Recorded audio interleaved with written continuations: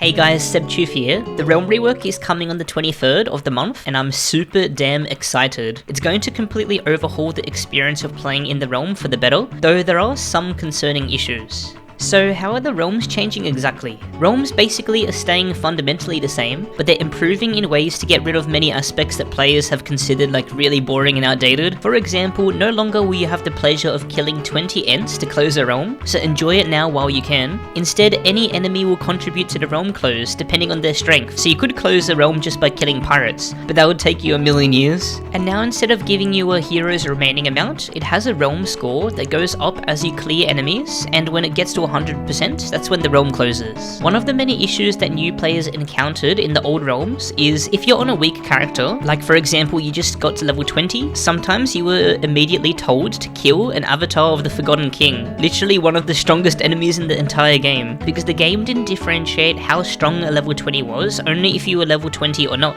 So you'd be getting the same quests as someone that's been on the same character for hundreds of hours. But that will change with the Realm Rework, because there's the power level system that already exists in the game, but it's actually going to be functional. So there's a score in the game that you can view when you press your exaltation tab or your stats tab, one of those two, and it assigns a number depending on what gear you're wearing. When the Realm Rework hits, that number will determine which quests are given to you. So after clearing 20 Ents today, you might also want to enjoy the solo avatar on a fresh level 20 while you also can. Another issue that players sometimes have is maxing characters. Sometimes it can be way too painful. Well, Deca is making it that you have to consume roughly half of the stat potions you will need to max, because you'll get so many more stats on level ups, excluding life and mana, while also giving characters 0 to 1 defense on each level up. So getting 8/8s will be much faster and you can start exalting quicker. Another big W of the Realm Rework is that there will be a lot less dead space. I feel like in the current realms, only 10% of the realm is significant. Everyone's packed into the Godlands basically, and sometimes that Godlands just stop spawning gods, so it feels like there's nothing to do, making the whole realm just feel really dead. But in the Realm Rework, that 90% that feels really spread out and made for beginners is compact into the bottom 20% of the realm map, and the rest is now at least Godlands difficulty biomes or harder. And these new biomes are a lot of fun. Back in the day, believe it or not, but Godlands was a fun challenge, and if you go far back enough, it actually hosted the most challenging content that Realm had to offer. But the difficulty of Godlands has barely changed since then, but characters power creeped like crazy at least 10 times. But these new biomes will definitely challenge you big time. Some of the realm encounters I wasn't even able to clear by myself, and even the regular enemies are super tough.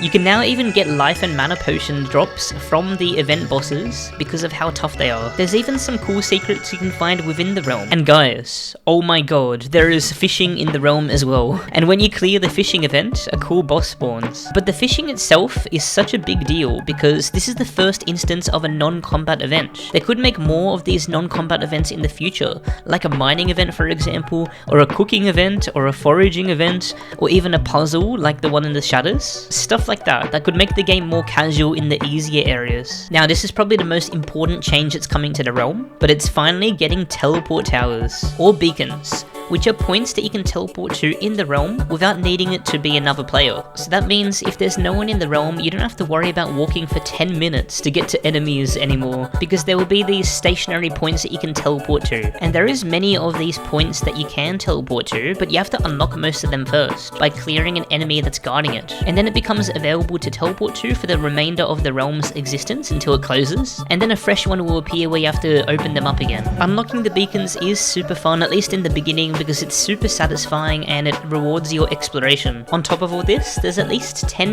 new event whites to collect, and there's way more unique ones than the ones existing now. Like for example, if you want to turn to a lizard or a crab as a priest, you can with this tome. If you want to dash like a kensei with a knight, you can with this knight ability for some reason. Or if you want to shoot a cannon, well now you can with this weapon. Deca came to their senses as well when it comes to forging event whites, mostly thanks to Akalos. They said they have no plans to release blueprints for the new event whites, so you can hunt for them and it will be extremely satisfying when you do get them. And also, don't the realms just look so damn awesome? I love all the spriting that's been done, and even all the old enemies got a touch up, at least all of them that I saw. I'm so excited to experience this with you guys, so much so that I will be streaming and uploading a new account experience, with the rules of no nexus in combat, no trading, and no pay to win, including through others, so no keys. I said in my Divine Pet tutorial video that I think it's possible to get one in just 1 month of playing, and I think you can do it without playing too much each day either. I'm going to put that to the test, while also trying to exalt a character in a month with no keys. And the no nexus should be pretty interesting. You guys will be able to join me if you like. I usually play solo, but I'll be playing with the community, streaming it live on Twitch and YouTube, and uploading all along the way. And if you want to make a new account experience alongside me, that would be awesome. I'm going to put a code in my name that you can put in your username as well, so I can see that you're also doing a new account experience. And that code I'll reveal in my Discord on the 23rd. So join up for that,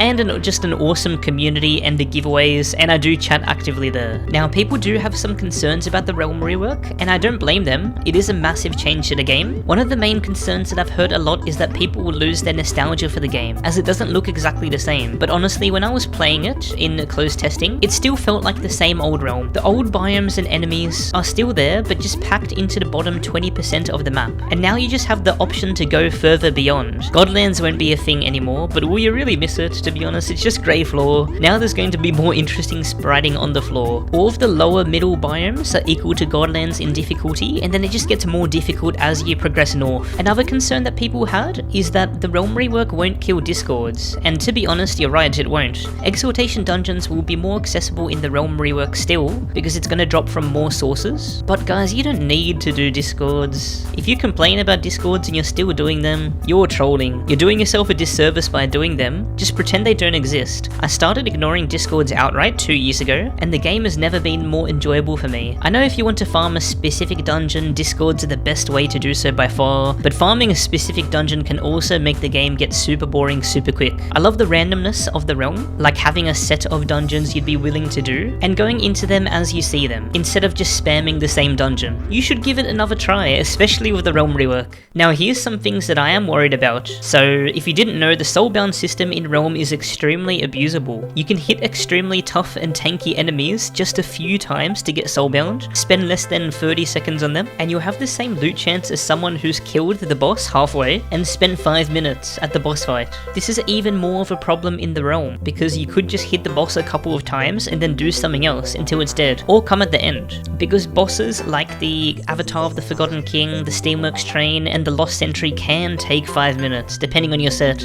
Also, anyone that is taking advantage of the soulbound system is making it harder for the clearer as well, because the HP scaling, no matter where they are in the realm, since there's no proximity HP scaling for some reason. And when you do teleport at the last second to hit the boss a couple of times to get the tablet, it's just going to rub salt in the wound for the person that was spending 5 minutes there. But it's going to become even more concerning with the Realm Rework, because there's supposed to be even harder boss fights than the Avatar of the Forgotten King within the realm. It'll be interesting to see how many people are fighting it the entire time versus the people that just TP at the end. I'll definitely want to experience every fight, but how many times will I want to do it all the way through, especially if it's HP scaled and slow?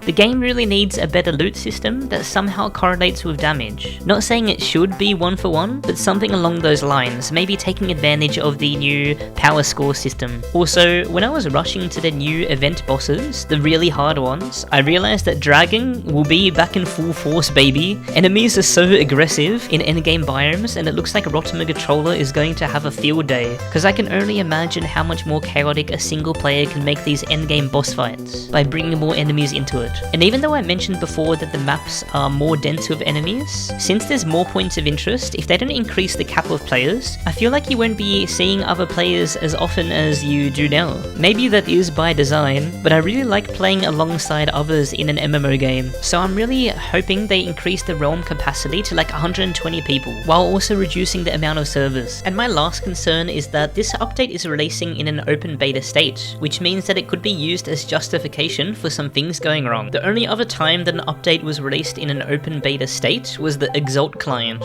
and it was horribly unstable, with so many issues that still is existing to this day, 4 years later. Like, somehow the loading screens are still absolute garbage. They take at least 5 times longer than they did on Flash Player, which is insane. Starting the game was the most extreme example, because it only took 10 seconds to get into the game. Anyways, I'm hyped, and thank you so much to the supporters on Twitch and Patreon and YouTube who make the stuff I make for Realm possible, consider supporting today. Catch you next time, and look out for the new account experience videos and streams. Peace.